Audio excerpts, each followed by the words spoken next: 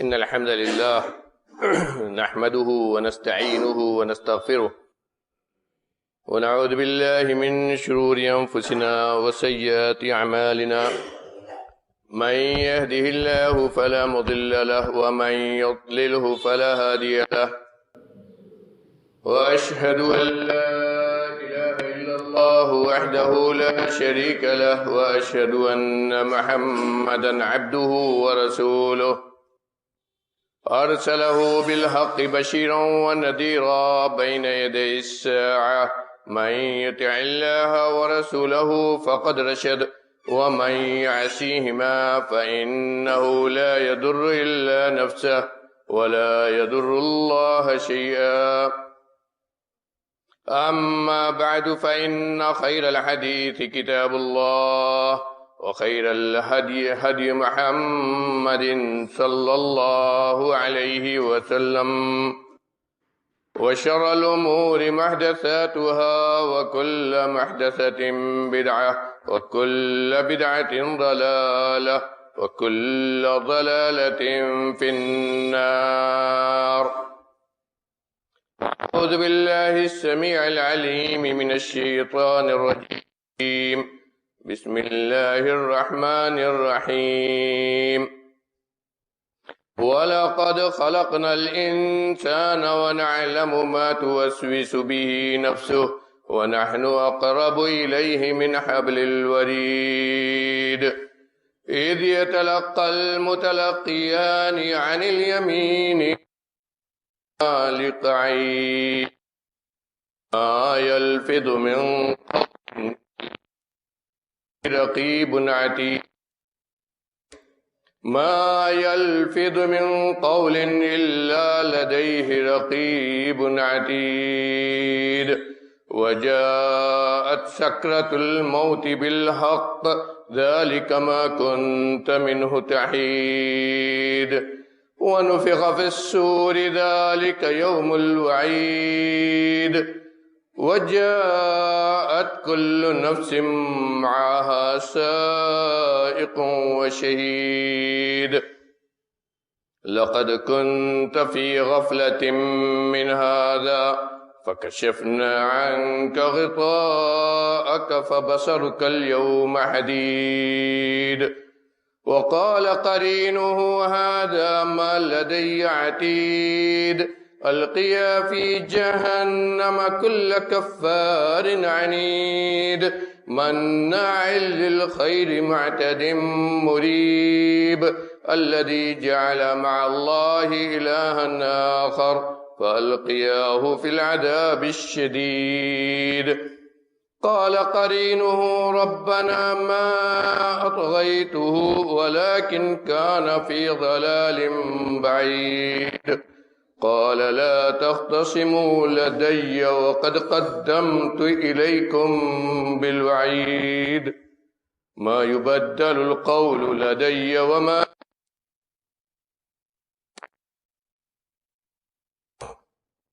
وقال عز من قائل وعباد الرحمن الذين يمشون على الأرض هونا وإذا خاطبهم الجاهلون قالوا سلاما. معزز حاضرین، دینی بھائیوں، اسلامی ماں اور بہنوں، پھر فرقان کی آخر کی چند آیات کے اندر اللہ رب العالمین نے اپنے بندوں کے کچھ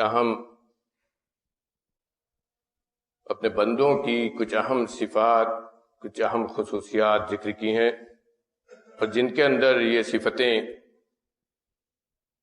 یہ خاصیتیں ہوتی ہیں، ان کو عباد الرحمن کے لقب سے نوازا ہے. ان کو عباد الرحمن کہا ہے کہ یہ رحمان کے بندے. ان صفات میں سب سے پہلی جو صفت ہے، حقیقت میں وہ انسان کی اس دنیا ہی میں نہیں آخرت میں بھی کامیابی کی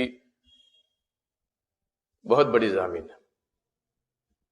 ایسی خصوصیت ہے یہ اللہ کے بندوں کے اندر جس کی وجہ سے انہیں اس دنیا میں بھی جتنے بھی سخت حالات ہوں، جتنے بھی پریشانی کا ماحول ہو، جیسی بھی آفتیں آئیں، سب میں یہ صفت سب سے زیادہ مددگار ہوتی ہے۔ اس صفت کی وجہ سے ہر فتنہ اور آزمائش کے وقت اللہ کے بندے کامیاب ہوتے ہیں، چاہے ظاہری طور پر دنیا میں لوگ اسے ناکام سمجھیں۔ صفت ہے کیا؟ اللہ رب العالمین نے فرمایا وَعِبَادُ الرَّحْمَنِ الَّذِينَ يَمْشُونَ عَلَى الْأَرْضِ هَوْنًا، رحمان کے بندے وہ ہیں جو زمین پر نرمی سے چلتے ہیں۔ نرمی سے چلنے کا مطلب کیا ہے؟ ہر آدمی عام فہم زبان میں اس کو اچھے سے سمجھ سکتا ہے۔ نرمی سے چلنے کا مطلب صرف یہ تو نہیں ہے کہ آدمی زمین پر نرمی سے چلے۔ حقیقت میں نرمی سے چلنا تو گفتار اور کردار اور عادات اور اطوار کے اندر ہے۔ آدمی جتنا بھی نرمی سے زمین پر چلے، لیکن اگر اس کے اخلاق و عادات، اس کے گفتار و اطوار میں نرمی نہ ہو تو نرم خو نہیں کہا جائے گا، نرمی اپنانے والا نہیں کہا جائے گا۔ نرمی اس وقت ہوگی کہ آدمی، حقیقت میں نرمی تو اس وقت ہوگی کہ آدمی اپنے مقابل کے سامنے، اپنے مخالف کے سامنے نرمی کے ساتھ پیش آئے، مخالف کو اپنی نرمی سے رام کر لے جائے، یہ حقیقت میں نرمی۔ اور اسی خوبی کو اللہ نے یہاں ذکر کیا ہے، سب سے پہلے یہی خوبی ذکر کی ہے کہ رحمان کے بندے وہ ہیں جو اپنے گفتار و کردار میں، اپنے عادات و اطوار میں، اپنے تمام اخلاق میں نرمی پسند کرتے ہیں، نرم خو ہوتے ہیں، نرمی ان کی عادت۔ اور اسی نرمی کی وجہ سے اگر جاہل لوگ، یا یہ کہیں کہ ظالم لوگ، یا یہ کہیں کہ بد اخلاق لوگ ان سے پیش آتے ہیں، تب بھی وہ نرم ہوتے ہیں، تب بھی ان کا جواب ان کی زبان میں نہیں دیتے، تب بھی ان کا جواب ان کی زبان میں نہیں دیتے، بلکہ ان کا جواب اپنی نرمی والی عادت میں ہوتا ہے۔ وَإِذَا خَاطَبَهُمُ الْجَاهِلُونَ قَالُوا سَلَامًا، اور جب جاہل لوگ ان سے مخاطب ہوتے ہیں تو سلام کر کے، یعنی نرمی سے سلام، یہاں سے مراد یہ ہے کہ نرمی سے، اپنے اخلاق کی جو نرمی ہے اس کے ساتھ وہ وہاں سے گزر جاتے ہیں، ان کا جواب ان کی زبان میں نہیں دیتے۔ آج ہم جس ماحول میں زندگی گزار رہے ہیں، جن مسلمان خاص طور پر اس ملک میں، اور خاص طور پر شہریت قانون کے نافذ ہونے کے بعد سے تشدد کے جن حالات میں ہے، اور بہت ساری جگہوں پر مسلمان حقیقت میں نا امیدی کے ماحول میں ڈرا ہوا ہے، سہما ہوا ہے، اس کی بنیادی وجہ کیا ہے میرے بھائیوں؟ کہ وہ چیز جو اسلام نے ہمیں دی تھی، وہ چیز جو ایمان سے ہمیں حاصل ہوئی تھی، وہ چیز جو نبی کریم صلی اللہ علیہ وسلم کی سنت میں تھی، وہ ہم سے چھوٹ گئی، ہم نے سمجھنا چھوڑ دیا۔ اور اس کی وجہ یہ ہے کہ اس نرمی، جو نرمی اللہ نے یہاں ذکر کی ہے، اس کی وجہ سے تحمل اور بردباری کی صفت پیدا ہوتی ہے، وہ ہمارے یہاں سے چلی گئی۔ اس نرمی کو، نرم خوئی کو نبی کریم صلی اللہ علیہ وسلم کی سب کامیابی کی وجہ قرار دیا اللہ رب العالمین۔ آپ کی دعوت کی جو کامیابی اور مختلف اور مختصر سے عرصے میں آپ کی دعوت کامیابی کی وجہ اللہ نے کیا قرار دیا؟ فَبِمَا رَحْمَةٍ مِّنَ اللَّهِ لِنتَ لَهُمْ لَوْ كُنتَ مِنْ حَوْلِكَ، اللہ کی رحمت ہوئی آپ کے اوپر کہ آپ تمام لوگوں کے سامنے، اللہ کے تمام بندوں کے سامنے، چاہے موافق ہوئے مخالف، سب کے سامنے آپ نرم ہوئے۔ فَبِمَا رَحْمَةٍ مِّنَ اللَّهِ لِنتَ لَهُمْ، گویا نرمی اگر کسی کے اندر پیدا بھی ہوئی تو اللہ کی رحمت ہے، اپنے نبی سے جو سب سے افضل ہے، جن کی عادات دنیا والوں کے لیے، مخالف و موافق سب کے لیے اسوہ ہے، جن کو آخر قیامت قائم ہونے تک آنے والے انسانوں کے لیے اسوہ قرار دیا گیا، ان کے لیے بھی اللہ نے کہا اللہ کی رحمت آپ کے اوپر ہوئی کہ آپ ان سب لوگوں کے نرم ہو گئے۔ وَلَوْ كُنْتَ غلیظ القلب لم فضوا من حولک، اگر آپ سخت دل ہوتے، بد زبان ہوتے، بری طرح سے بات والے ہوتے، سخت ہوتے، تو یہ جو مجمع آپ کے ارد گرد دکھا رہا ہے یہ سب چھٹ گیا ہوتا. یہ ساتھ دینے والے، یہ ہمدرد، یہ حمایت کرنے والے، آپ کے اوپر جان نچھاور کرنے والے، آپ کے لیے قربانی دینے والے، یہ ساری جماعت جو نظر آ رہی ہے آپ کے ارد گرد، لم فضوا من حولک، آپ کے آس پاس سے چھڑک گئے ہوتے، چلے گئے ہوتے، چھوڑ دیتے آپ کا ساتھ. یہ صرف نرمی آپ کی ہے، یہ صرف نرمی آپ کی ہے جس کی وجہ سے آپ کامیاب ہیں. کیوں؟ اس لیے کہ اسی نرمی کا سب سے بڑا خاصہ یہ ہے کہ آپ نے آدمی کے اندر بردباری اور تحمل پیدا ہوتا ہے، برداشت کرنے کی قوت پیدا ہوتی ہے. سامنے والا جیسا بھی مخالف ہو، جیسی بھی اس کی زبان ہو اور جس طرح بھی پیش آ رہا ہو، اس کا مقابلہ کرنے کی نرمی کے ساتھ اور دیر پا اس کا سامنا کرنے کی طاقت پیدا ہوتی ہے. اور یہی چیز نبی کریم صلی اللہ علیہ وسلم کی سب سے بڑی خوبی تھی. آپ کی سیرت کو پڑھیے میرے بھائیوں، آپ کی سیرت کو پڑھیے. کیا آپ کو اپنے شہر مکہ میں، جو دنیا کا سب سے افضل شہر، جو دنیا کا سب سے افضل شہر، اس شہر سے اور اس رسول کو نکالا گیا جو دنیا کا سب سے افضل انسان، انسانوں میں سب سے افضل انسان، اس کو کہاں سے نکالا گیا؟ اس شہر سے جو دنیا کا سب سے افضل شہر. ہم یہ سوچتے ہیں آج اگر مکے میں کوئی برائی ہو تو ہم سے سوچتے ہیں مکے میں کیسے یہ آدمی یہ کر رہا ہے. میرے بھائیوں، مکہ یہ بھلائی برائی نہیں دیتا ہے. یہ سرزمین جہاں اچھوں کے لیے بھی ہے، وہ وہاں بروں کے لیے بھی ہے.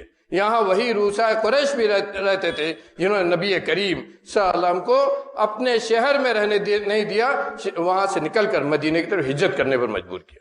اسی شہر میں وہ لوگ بھی تھے جنہوں نے آپ کو قتل کرنے کا ایسا منصوبہ بنایا کہ اس کا بدلہ نہ لیا جا سکے. اسی شہر میں وہ لوگ بھی تھے جو آپ کو ہر طرح سے ستاتے تھے، ساحر اور مجنون کہتے تھے. اور اسی شہر میں وہ لوگ بھی تھے جنہوں نے آپ کو نکلنے پر مجبور کیا. اور اپنا شہر، اپنی آبادی چھوڑ کر، اپنا شہر، اپنی آبادی چھوڑ کر دوسرے کی طرف، دوسرے وطن، محفوظ وطن کی طرف ہجرت کرنا، یہ تو انبیاء کی سنت رہی ہے. وقال الذين كفروا لرسلهم لنخرجنكم من أرضنا أو لتعودن في ملتنا فأوحى إليهم ربهم لنهلكن الظالمين. یہ سنت رہی ہے. اسی لیے انبیاء سے ان کے مخالفین کیا کہتے تھے؟ تم کو اپنے شہر میں ہم نہیں برداشت کر سکتے. تم توحید کی دعوت دینے والے، تم اللہ کے دین کی طرف بلانے والے، تم اللہ کو ماننے والے، ہم تم کو کیسے برداشت کریں؟ ہم تو یہ ہزاروں بتوں کو پوجنے والے ہیں. تمہارے درمیان زمین آسمان کا فرق ہے، اور اس فرق کی وجہ سے تم کو ہم اپنے شہر میں برداشت کریں. کہتے تھے کافر لوگ اپنے رسولوں سے، وہ لوگ جو اللہ کی طرف بلانے کے لیے آئے تھے، وہ لوگ جو اللہ کے دین کی دعوت دیتے تھے، وہ لوگ جو اس سرزمین پر اپنے زمانے میں سب سے نیک، سب سے بزرگ، سب سے متقی، سب سے پرہیزگار تھے، ان کے مقابل کافر لوگ کیا کہتے تھے؟ لَنُخْرِجَنَّكُم مِّنْ أَرْضِنَا أَوْ لَتَعُودُنَّ فِي مِلَّتِنَا. چاہے تو تم ہمارے دین کی طرف لوٹ آؤ، ہماری طرح تم بھی بت کے پجاری بن جاؤ، ہماری طرح اسی ملت کی طرف لوٹ آؤ جس ملت پر ہم چل رہے ہیں، یا پھر ہم تم کو اپنی زمین سے، ان کا ملک نہیں کہتے تھے رسولوں کا، کہتے تھے یا پھر ہم تم کو اپنی زمین سے نکال باہر کریں گے. اور یہ ہر نبی کی سنت میں داخل. لیکن انبیاء نے کیا کہا اور اللہ نے ان سے وعدہ جو کیا اسی پر وہ قائم رہے. اللہ نے ان سے کیا وعدہ کیا؟ آگے اللہ رب العالمین خود کہہ رہا ہے فَأَوْحَى إِلَيْهِمْ رَبُّهُمْ لَنُهْلِكَنَّ الظَّالِمِينَ وَلَنُسْكِنَنَّكُمُ الْأَرْضَ مِنْ بَعْدِهِمْ ذَلِكَ لِمَنْ خَافَ مَقَامِي وَخَافَ وَعِيدِ. جب یہ آخری مرحلہ آ گیا تو اللہ نے ان سے کیا وعدہ کیا؟ فَأَوْحَى إِلَيْهِمْ رَبُّهُمْ لَنُهْلِكَنَّ الظَّالِمِينَ. تو اللہ نے اپنے رسولوں کی طرف یہ وحی کی، ان کا ایمان اور پختہ کیا، ان کا توکل اللہ پر، ان کا اعتماد اللہ پر اور پختہ کر دیا کہ فَأَوْحَى إِلَيْهِمْ رَبُّهُمْ لَنُهْلِكَنَّ الظَّالِمِينَ. تو اللہ نے ان کی طرف وحی کی کہ ہم تمہارے ظالم کو ضرور ہلاک کر دیں گے، اور جس زمین سے تم کو نکالنا چاہتے ہیں اس زمین پر تم کو بسائیں گے، تم کو اس کا مالک بنائیں گے. لیکن یہ اللہ نے کہیں نہیں وعدہ کیا کہ کتنے دن میں، کتنے سال میں، کتنے مہینے میں، یہ کہیں وعدہ نہیں کیا. یہ اللہ کے نظام کے اندر تھا. یہ اللہ کے نظام کے اندر داخل ہے۔ وَتِلْكَ الْأَيَّامُ نُدَاوِلُهَا بَيْنَ النَّاسِ، جو اللہ کا نظام ہے کہ کبھی یہ بادشاہ تو کبھی یہ، کبھی اس کی حکومت ہے تو کبھی اس کی حکومت ہے۔ یہ اللہ کا نظام ہے کہ ان دنوں کو، اس دن کے نظام کو، ان دنوں کو اللہ رب العالمین ایک دوسرے کے درمیان بدلتا رہتا ہے۔ لیکن جو وعدہ کیا اللہ نے کس کے لیے، ذَلِكَ لِمَنْ خَافَ مَقَامِي وَخَافَ وَعِيدِ، ہر اس آدمی کے لیے وعدہ نہیں ہے جو صرف کلمہ پڑھے اور اس کے بعد سمجھے کہ ہم مسلمان ہو گئے۔ ہر اس کے لیے نہیں وعدہ ہے جو یہ سمجھے کہ ہم نے کلمہ پڑھ لیا، عبداللہ عبد الرحمن نام رکھ لیا تو پھر اللہ کا وعدہ ہمارے لیے پکا ہو گیا، اب تو ہم مسلمان ہو گئے، اب ہماری ہی حکومت چلے گی۔ ایسا نہیں ہے اللہ کے۔ ذَلِكَ لِمَنْ خَافَ مَقَامِي وَخَافَ وَعِيدِ، یہ اس کے لیے ہے، یہ اس کے لیے ہے جو اللہ کے سامنے کھڑے ہونے سے ڈرے اور اللہ کی وعید سے ڈرے۔ کس کے لیے ہے؟ جو واقعتاً مسلمان ہو، جو اپنے عمل میں اس بات کا لحاظ رکھے کہ کیسے اللہ کے سامنے کھڑا ہو کر وہ اپنے عمل کا جواب دے گا، کیسے وہ اللہ کا مقابلہ کرے گا، اپنے رب کا مقابلہ کرے گا جب وہاں حشر کے میدان میں اپنے رب کے سامنے کھڑا ہوگا، اس وقت اس کی کیا حالت ہے۔ جو آدمی کے اندر اس کا خوف ہے، اس دن کی تیاری کی ہے، اس کے لیے وعدہ ہے۔ وَأَوْحَىٰ إِلَيْهِمْ رَبُّهُمْ لَنُهْلِكَنَّ الظَّالِمِينَ وَلَنُسْكِنَنَّ الْأَرْضَ مِن بَعْدِهِمْ۔ لیکن یہ چیز میرے بھائیوں، یہ چیز اللہ کا یہ وعدہ اور ان انبیاء کی سنت کو ذرا دیکھیے کیسے پیش آتے تھے۔ خود نبی کریم صلی اللہ علیہ وسلم کی اس واقعے کو دیکھیے۔ آج ہم ایک دوسرے کے اوپر خود کلمہ گو، لیکن ایک دوسرے کے اوپر کس طرح فتویٰ لگاتے ہیں اور کس طرح دین سے خارج قرار دیتے ہیں، نبی کی محبت کا دعویٰ دم بھرتے ہیں، اور اسی کی آڑ کے لے کر ایک دوسرے کو یہی نہیں کہ بددین کہیں بلکہ دین کے دائرے سے بھی نکالنے پیچھے نہیں ہٹتے، آپس کی ہماری دشمنی۔ لیکن نبی کا شعار کیا تھا؟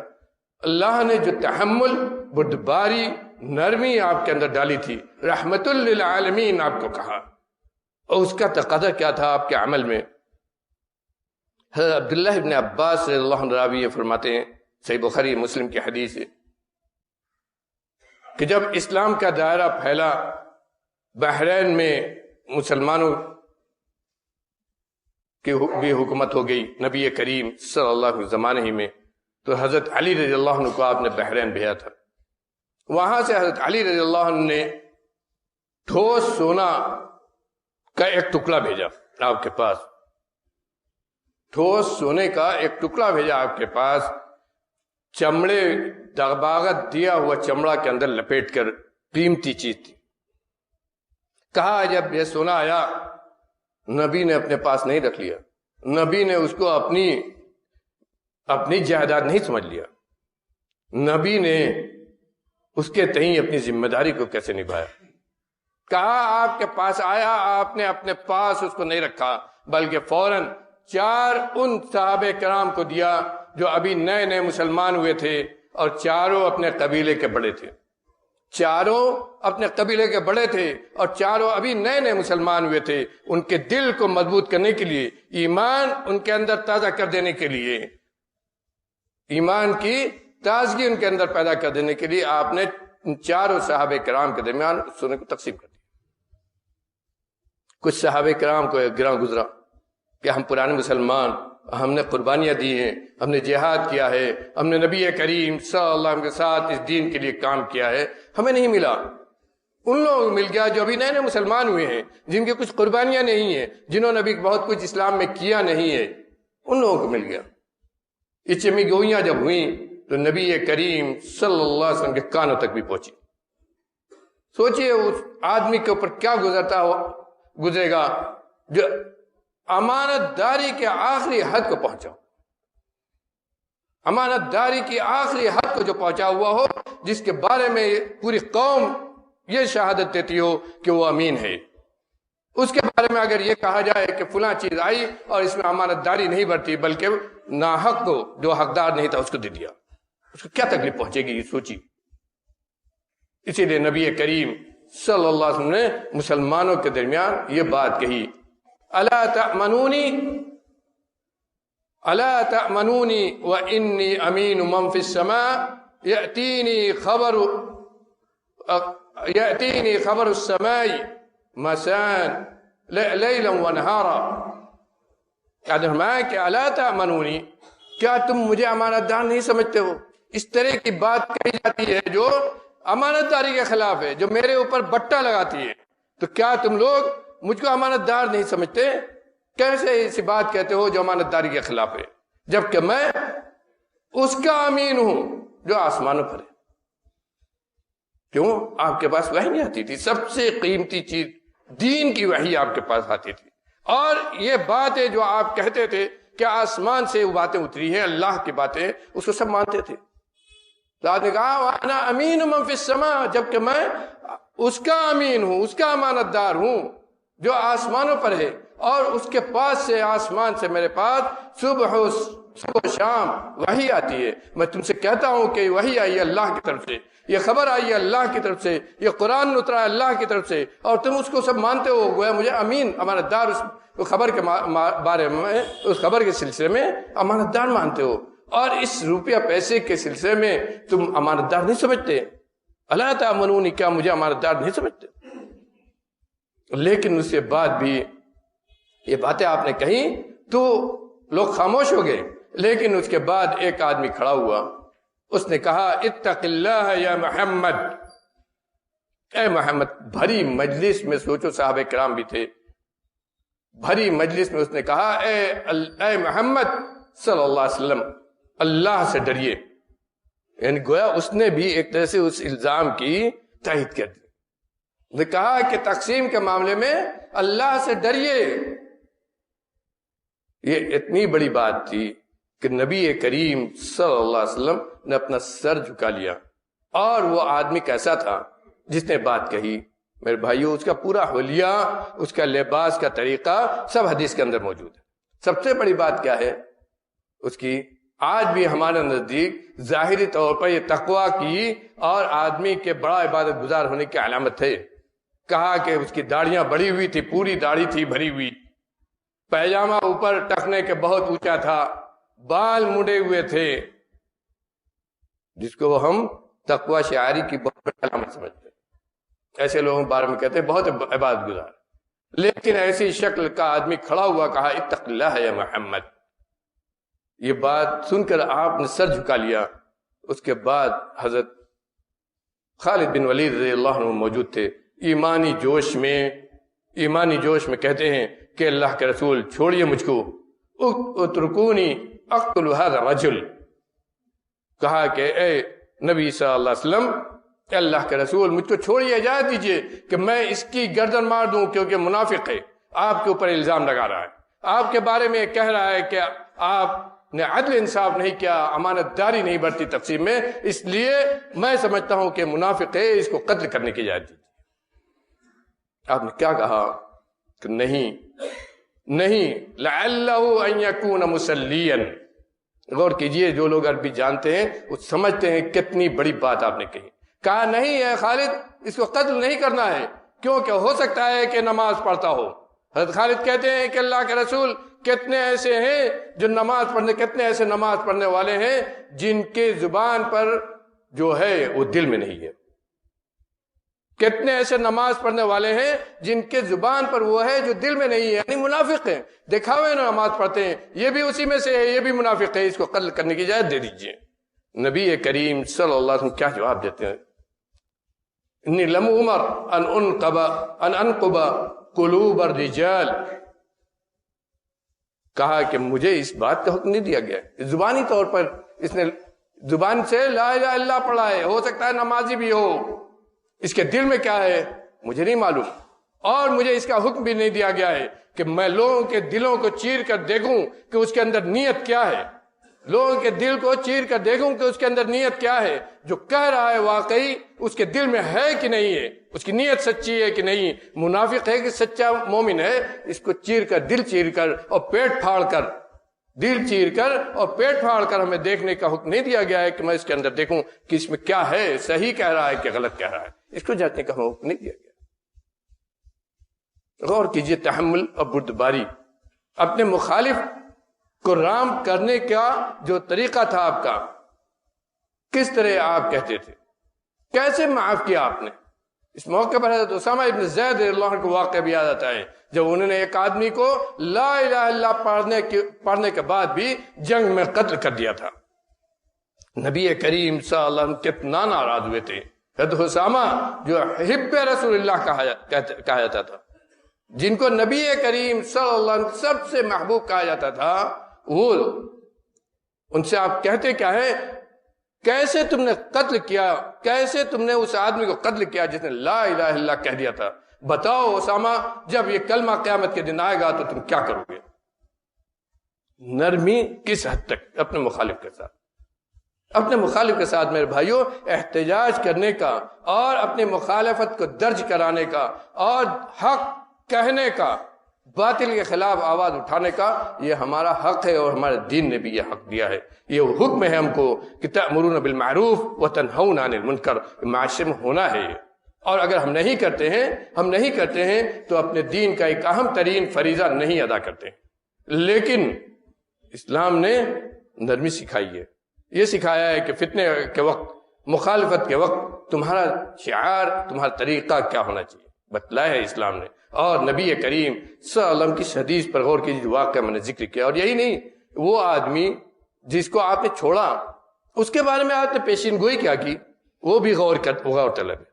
آپ نے کہا کہ مجھ کو امید ہے کہ اس آدمی کی نسل سے ایسے لوگ پیدا ہوں گے، یقرؤون القرآن رطبا لا یجاوز حناجرهم یمرقون من الدین کما یمرق السهم من الرمیہ لئن ادرکتهم لقاتلتهم قتل ثمود او قتل عاد۔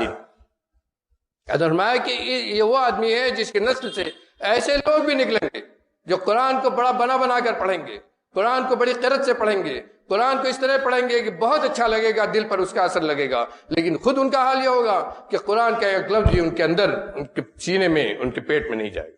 لا یجاوز حناجرهم، ان کے حلق کے نیچے بھی پار نہیں ہوگا، کچھ بھی ان کے پڑھنے کا اثر نہیں ہوگا۔ صرف زبان سے قرآن پڑھیں گے، اس کے معنی مفہوم کو نہیں سمجھیں گے، نہ اس پر عمل کریں گے، نہ اس کا وہ مفہوم بتائیں گے جو نبی کریم صلی اللہ علیہ وسلم نے بتلایا، دین نے بتلایا۔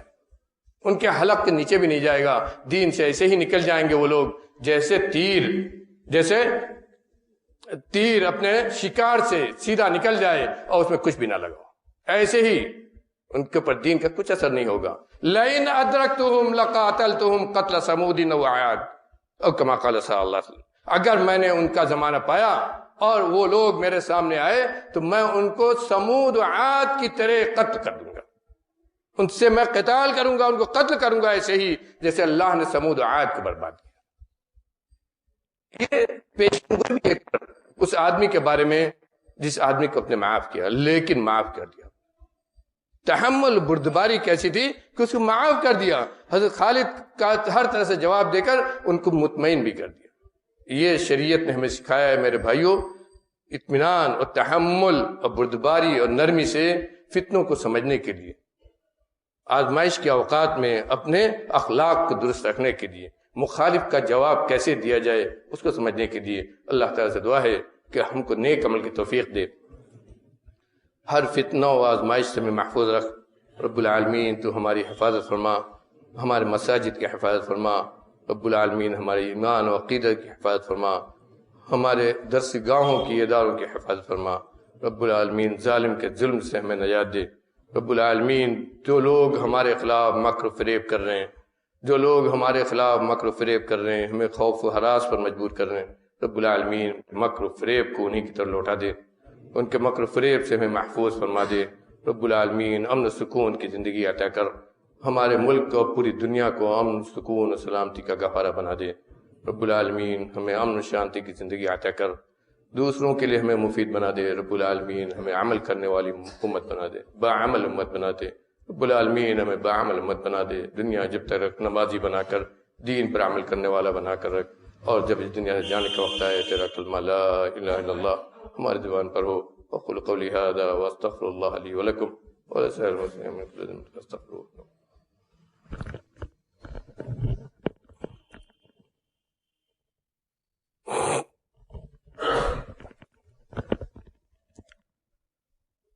الحمد لله وحده والصلاة والسلام على من لا نبي بعده. أما بعد فأعوذ بالله السميع العليم من الشيطان الرجيم. بسم الله الرحمن الرحيم. إن الله وملائكته يصلون على النبي يا أيها الذين آمنوا صلوا عليه وسلموا تسليما. اللهم صل على محمد وعلى آل محمد كما صليت على إبراهيم وعلى آل إبراهيم إنك حميد مجيد. اللهم بارك على محمد وعلى آل محمد كما باركت على إبراهيم وعلى آل إبراهيم إنك حميد مجيد. اللهم اغفر لأمة محمد. اللهم اغفر لأمة محمد. اللهم ارحم أمة محمد رحمة عامة. اللهم انصر من نصر دين محمد صلى الله عليه وسلم واجعلنا منهم، واخذل من خذل دين محمد صلى الله عليه وسلم ولا تجعلنا منهم. ربنا آتنا في الدنيا حسنة وفي الآخرة حسنة وقنا عذاب النار. ربنا اغفر لنا ذنوبنا وإسرافنا في أمرنا وثبت أقدامنا وانصرنا على القوم الكافرين. ربنا افتح بيننا وبين قومنا بالحق وأنت خير الفاتحين. ربنا افتح بيننا وبين قومنا بالحق وأنت خير الفاتحين. ربنا اغفر لنا ولإخواننا الذين سبقونا بالإيمان ولا تجعل في قلوبنا غلا للذين آمنوا ربنا إنك رؤوف رحيم. ربنا آتنا في الدنيا حسنة وفي الآخرة حسنة وقنا عذاب النار. عباد الله رحمكم الله، إن الله يأمر بالعدل والإحسان وإيتاء ذي القربى وينهى عن الفحشاء والمنكر والبغي يعظكم لعلكم تذكرون. اذكروا الله يذكركم وادعوه يستجب لكم ولذكر الله أكبر والله يعلم ما تصنعون.